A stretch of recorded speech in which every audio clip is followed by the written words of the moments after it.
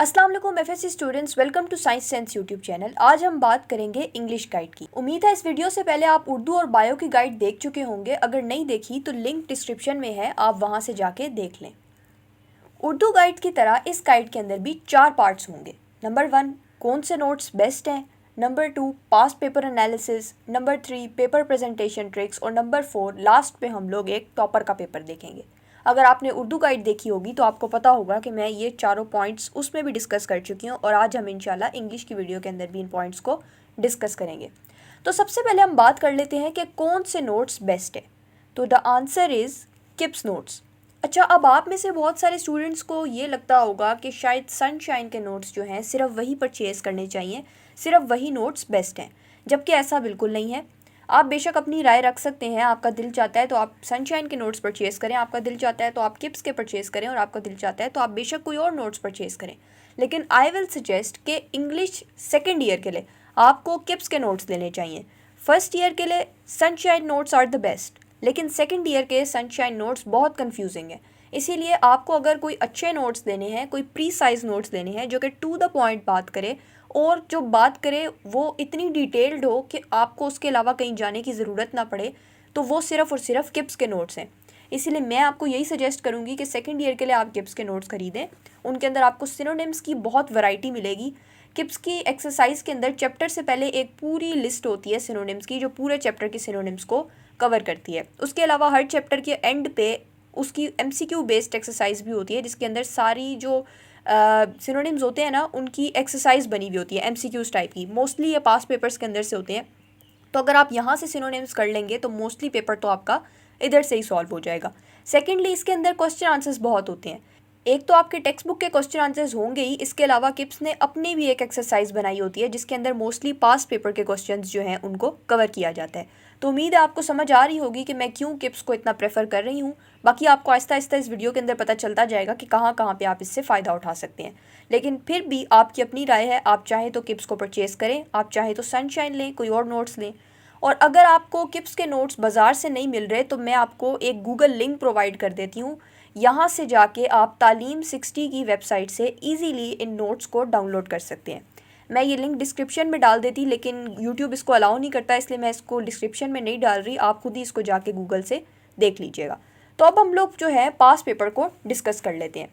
सबसे पहले बेटा, अगर ऑब्जेक्टिव पार्ट की बात करें तो 20 मार्क्स का ऑब्जेक्टिव होता है, और इंग्लिश के पेपर में ये 20 मार्क्स लेने सबसे आसान होते हैं। क्यों?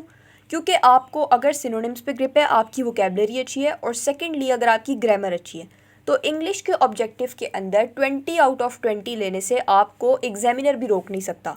मैं आपको एक एक करके बताती जाती हूँ। देखें, पहले आपके पास 3 क्वेश्चंस तकरीबन सेम ही तरह के हैं। उन तीनों के अंदर आपने सिनोनिम्स वाले क्वेश्चंस को सॉल्व करना है। पहले प्रोज के अंदर से हैं, उसके बाद हीरोज़ के अंदर से हैं, और थर्डली मिस्टर चिप्स के अंदर से आपको एमसीक्यूज़ नज़र आएंगे।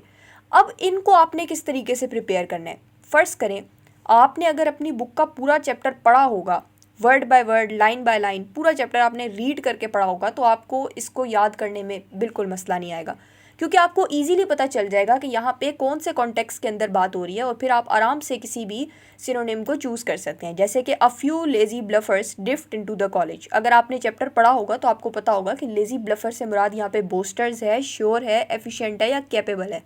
उम्मीद है आपको मेरी बात समझ आ रही होगी।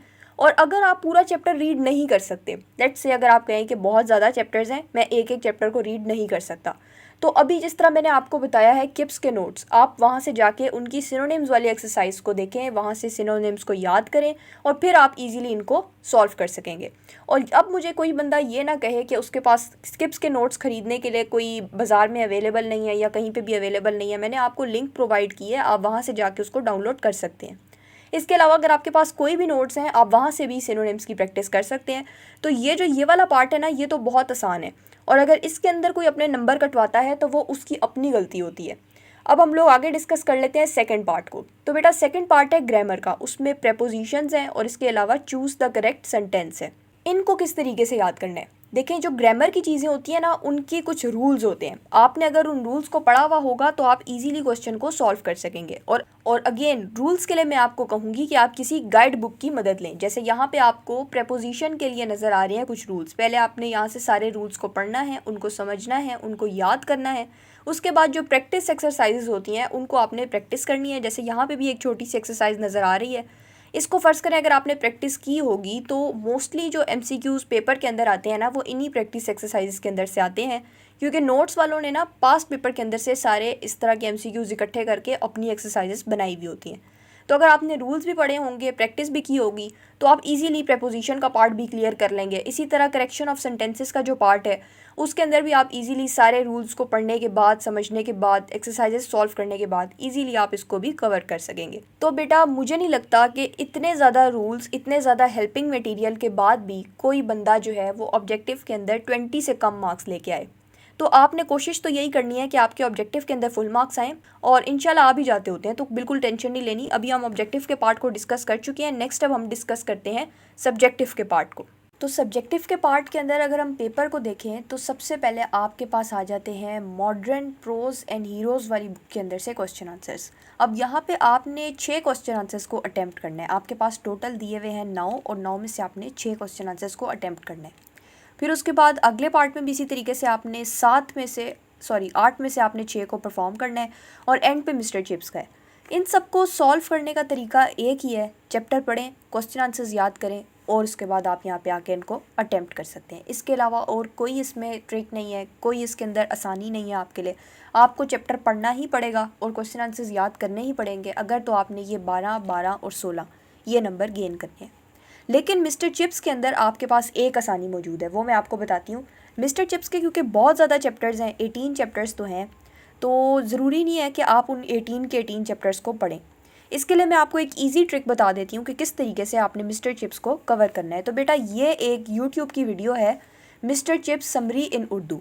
इसमें ये भाई है ना, इन्होंने मिस्टर चिप्स के हर चैप्टर की अलग अलग समरी की है। ये 28 मिनट्स की वीडियो है, और ये मैंने चेक की हुई है, ये एकदम वैलिड और बहुत अच्छी वीडियो है।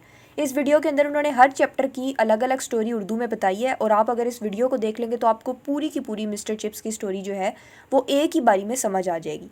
उसके बाद आपने क्या करना है, इस वीडियो को देखने के बाद आपने सबसे पहले नोट्स में जाके सारे सिनोनिम्स याद करने हैं, ताकि आपको कोई भी सिनोनिम आए तो आपको कोई मसला ना हो। सेकेंडली आपने सारी की सारी डेट्स याद करनी है, जो कि जैसे होगा कि फ़लानी वॉर इस सन में हुई थी। इसके अलावा स्कूल के अंदर से रिटायर कौन से ईयर में हुए, मिस्टर चिप्स की डेथ कब हुई, इस किस्म की सारी डेट्स आपने याद करनी है। थर्ड आपने क्या करना है कि जो करेक्टर्स के नाम है, जैसे कि अगर कोई मिस्टर चिप्स के किसी स्टूडेंट की बात हो रही है या किसी इंसान का जिक्र हो रहा है, उन सारी चीज़ों के बारे में आपने अच्छे से याद कर लेना है, ताकि आपको चैप्टर ना पढ़े हुए भी आपको उतने ही अच्छे से आता हो जितना कि उस बच्चे को आता होगा जिसने 18 के 18 चैप्टर्स पढ़े हैं। तो इस ईजी ट्रिक को भी आपने बहुत वाइजली यूज़ करना है, सिर्फ तभी ये आपके काम आ सकती है। उसके बाद अगर हम लोग बात करें next part of the paper की, तो उसके अंदर ऐसे है और ईडियम्स हैं। इसके अलावा पैसेज को इंग्लिश के अंदर ट्रांसलेट करना है। ऐसे को तो आपने एंड के लिए छोड़ देना है ना, उसकी बात भी हम लोग एंड के ऊपर करते हैं। पहले हम लोग बात कर लेते हैं पैसेज की, जिसको इंग्लिश में ट्रांसलेट करना है। बेटा इस पैसेज के लिए कोई ट्रिक नहीं है। इस पैसेज के लिए सिर्फ आपको उर्दू से इंग्लिश में ट्रांसलेट करना आना चाहिए, और वो आप प्रैक्टिस से सीख सकते हैं। अगर तो आपकी वोकेबलरी अच्छी है, आप बचपन से इंग्लिश के ऊपर आपकी एक टाइट ग्रिप है, तो आप इजीली किसी भी चीज़ को ट्रांसलेट कर सकते हैं। लेकिन फ़र्ज़ करें अगर आपकी इंग्लिश इतनी अच्छी नहीं है, तो आप सरगर्मियों वर्ड फ़र्ज़ करें आपके सामने आ गया या ज़ेरे निगरानी आ गया, तो आपको नहीं समझ आएगी कि आपने किस तरीके से इसको इंग्लिश के अंदर ट्रांसलेट करना है। इसीलिए जो क्वेश्चन नंबर 7 है, इसमें अगर आप 15 मार्क्स गेन करना चाहते हैं तो सिर्फ़ और सिर्फ प्रैक्टिस के साथ ही आप इसको अच्छे तरीके से परफॉर्म कर सकते हैं। और प्रैक्टिस आपने कैसे करनी है, आपने सारे पास पेपर्स निकालने हैं। पास पेपर्स के अंदर जितने भी पैसेजेस हैं उन सबको आपने प्रैक्टिस करना है। इसके अलावा आपने नोट्स के अंदर जितने भी प्रैक्टिस के आपको पैसेजेस नज़र आ रहे हैं उनमें से मैक्सिमम को आपने सॉल्व करना है, ताकि आपको बहुत सारे वर्ड्स आपको समझ आ जाएं। इसके अलावा आपकी बुक के अंदर जितनी वोकेबलरी दी गई है, जो सिनोनिम्स दिए गए हैं, उसको आपने अच्छे से याद करना है, ताकि जितने मैक्सिमम नए वर्ड्स आपको इंग्लिश के याद हो सकते हैं वो हो जाएं। और इंशाल्लाह फिर आपको ये 15 में से मैक्सिमम 10 to 12 मार्क्स तो मिल ही जाएंगे। लेकिन अगर आपकी इंग्लिश अच्छी है तो पूरे के पूरे 15 भी आ सकते हैं। दूसरी ऑप्शन आपके पास ये है कि अगर आपको बिल्कुल भी ट्रांसलेशन नहीं आती, तो आप एक छोटा सा 150 से 200 वर्ड्स यानी कि तकरीबन 2 से 3 पेजेस का एक छोटा सा पैराग्राफ लिख के दे दें, जिसके ऊपर वो आपको 15 मार्क्स दे देंगे। लेकिन इसका मतलब ये नहीं है कि आप एक पेज के ऊपर क्वालिटी एजुकेशन के बारे में कुछ भी लिख दें और आपको वो नंबर दे देंगे। इस तरह बिल्कुल नहीं होता। आपने वाकई एग्जामिनर को दिखाना होता है कि मैं कुछ कर सकता हूँ। आपने 2 से 3 पेजेस का एक पैराग्राफ लिखना है जो क्वालिटी एजुकेशन के ऊपर वाकई ही एक अच्छा पैराग्राफ हो, जिससे पता चले कि आपको कुछ आता है, तो तब आपको वो 15 मार्क्स मिल सकते हैं। तो ये दोनों ऑप्शंस आपके पास मौजूद हैं, आप इनके अंदर से कोई भी एक चूज़ कर सकते हैं। अब हम डिस्कस करते हैं ईडियम्स के बारे में। तो बेटा ये वर्ड्स होते हैं ना, ये अमूमन अच्छी बात ये है कि हमेशा पास पेपर वाले आते हैं। तो आपने क्या करना है, फिर से पास पेपर्स निकाल लेने हैं और उसके अंदर जितने भी वर्ड्स हैं उन सब के आपने सेंटेंसेस कर लेने हैं। सबसे पहले आपने इनकी मीनिंग्स को समझना है, जैसे कि वाइल्ड गूस चेज़ है, वेट ब्लैंकेट है। तो इनके असल मीनिंग वो नहीं है जो यहाँ पे लिखे हुए नज़र आ रहे हैं, क्योंकि ये मुहावरे हैं। बेसिकली ईडियम्स मुहावरों को कहते हैं। उसमें जो वर्ड लिखा होता है, जो सेंटेंस लिखा होता है, असल में वो मीनिंग नहीं होता, उसका एक और मीनिंग होता है जो कि आपने समझना होता है। तो आपने पहले मीनिंग्स को समझना है, फिर उसके बाद आपने सेंटेंसेस बनाने हैं। जितनी इसकी मैक्सिमम प्रैक्टिस हो सकती है वो करें, और 10 मार्क्स आपके यहाँ से तो बहुत इजीली गेन हो सकते हैं, क्योंकि ये वाले क्वेश्चन जो हैं ये पास पेपर वाले आते हैं। एंड पे आपके पास बच जाएगा ऐसे। ऐसे भी अच्छी बात तो ये होती है कि इंग्लिश के अंदर एसेस बहुत रिपीट हो के आते हैं, जैसे कि my last day at college, my first day at college, drug addiction, sports and games. इस किस्म के जो ऐसे होते हैं ये बहुत दफ़ा आते हैं। इसके अलावा आपको किसी पर्सनैलिटी पे आ सकता है, my favourite personality, village life के ऊपर आ सकता है, विलेज वर्सेस सिटी लाइफ के ऊपर आ सकता है। तो ये जो टॉपिक्स होते हैं ना, ये बहुत रिपीट हो के आते हैं। और ऐसे को आपने किस तरीके से करना है, इसके लिए भी मैं आपको एक ट्रिक बता देती हूँ। आपने गूगल पे जाके लिखना है किप्स एसे नोट सेकेंड ईयर, और आपको फिर से तालीम 360 का जो लिंक नज़र आएगा उसको आपने ओपन कर लेना है। अंदर आपको एसेस का एक पूरा PDF मिल जाएगा, और वो सारे के सारे एसेस जो हैं वो किप्स के लिखे हुए हैं। आपने उन एसेस को पढ़ना है, एक दफ़ा रीडिंग करनी है, आपके जहन में आ जाएगा कि अगर ये टॉपिक मुझे आया तो मैंने इसके बारे में क्या लिखना है। उसके बाद यहाँ पे कोटेशंस लिखी होंगी, आपने उन कोटेशंस को भी याद करना है। उनको कहीं पे आप इकट्ठा कर लें पहले, पेपर से पहले, आपके पास अभी तो बहुत टाइम है। तो आपने क्या करना है, एक एक टॉपिक लेना है, उसकी कोटेशंस इकट्ठी करनी है, उन कोटेशंस को बार बार रिवाइज़ करना है ताकि आपके जहन में बैठ जाएँ और बाद में आप पेपर में अच्छे से उसको अटैम्प्ट कर सकें। अब हम थोड़ा सा डिस्कस कर लेते हैं कि पेपर के अंदर ऐसे की लेंथ कितनी होनी चाहिए। उर्दू के पेपर के अंदर मैंने आपको उर्दू के लिहाज से लेंथ बताई थी, इंग्लिश के पेपर में मैं आपको इंग्लिश के लिहाज से लेंथ बताती हूँ। इंग्लिश का ऐसे बेटा होता है 15 मार्क्स का, तो आप 15 का हाफ़ करें, 15 का हाफ़ ऑलमोस्ट बन जाता है 7, ठीक है। तो आपने क्या करना है, 7 पेजेस का ऐसे हर हाल में आपने लिखना है। अगर आप 7 से एक पेज ज़्यादा यानी कि 8 पेजेस का ऐसे लिखेंगे तो आपको कंफर्म है कि 13 मार्क्स मिल जाएंगे, बशर्तिया कि अगर आपने ऐसे के अंदर जो चीज़ें लिखी हैं वो वैलिड हैं और उनका टॉपिक के साथ एक लिंक बन रहा है। अगर आपका ऐसे अच्छा होगा, अच्छे तरीके से लिखा हुआ होगा, उसके अंदर कोटेशंस लिखी हुई होंगी, तो एग्जामिनर आपको 13 मार्क्स तो कंफर्म दे देगा, और ये बहुत अच्छे मार्क्स होते हैं ऐसे के अंदर। इसी वजह से इंग्लिश के अंदर उर्दू की निस्बत ज़्यादा मार्क्स आते हैं, क्योंकि उर्दू में नंबर्स कटते बहुत सारी जगहों से हैं, लेकिन इंग्लिश में सिर्फ ऐसे ही वो जगह होती है जहाँ से आपके नंबर कट सकते हैं। तो हम लोग अभी जब पेपर किसी टॉपर के पेपर की प्रेजेंटेशन देख रहे होंगे तो तब भी मज़ीद डिस्कस कर लेंगे कि आपने किस किस तरीके से ऐसे को लिखना है। लेकिन टॉपर के पेपर देखने से पहले मैं आपको ये बता दूं कि अगर आपने 7 पेजेस या 8 पेजेस का ऐसे लिखा है तो हर पेज पे एक कोटेशन आपने लाजमी लिखनी है। आपके 7 पेजेस का ऐसे होगा, हर पेज पे एक कोटेशन होगी, ऐसे आपका अच्छा लिखा हुआ होगा, पैराग्राफ बने हुए होंगे, तो आपको इंशाल्लाह 13 तक मार्क्स जो हैं वो 15 में से मिल जाएंगे। अब आखिर में हम लोग कुछ टॉपर्स के पेपर्स को देखते हैं और उनकी प्रेजेंटेशन को देखते हैं कि उन्होंने किस तरीके से अपने पेपर को प्रेजेंट किया हुआ है। तो सबसे पहले आप देखें, इन्होंने क्वेश्चन आंसर्स किए हुए हैं और इनके क्वेश्चन आंसर्स के अंदर आपको एक सिमेट्री नज़र आ रही है। हर पेज के ऊपर इन्होंने सिर्फ और सिर्फ 2 क्वेश्चन किए हैं, और उन दोनों क्वेश्चन को भी इस अंदाज से किया है कि जहाँ पे पहले पेज के ऊपर क्वेश्चन ख़त्म हो रहा है, अगले पेज पे भी एग्जैक्टली उसी पॉइंट के ऊपर क्वेश्चन ख़त्म हो रहा है। तो आपने भी इसी तरीके से करना है, हर पेज के ऊपर सिर्फ और सिर्फ 2 आपने क्वेश्चंस अटैम्प्ट करने हैं और कोशिश करनी है कि वो एक दूसरे के जो आमने सामने वाले पेज होते हैं ना, उनके ऊपर इस तरीके से एक सिमेट्री के अंदर पेपर सॉल्व हुआ नज़र आए। अगर इस तरीके से आप पेपर को सॉल्व करेंगे तो आपका इंप्रेशन अच्छा पड़ेगा और टीचर जो है वो आपको ज़्यादा नंबर देगा। सेकेंडली आप देखें, इन्होंने की है ट्रांसलेशन।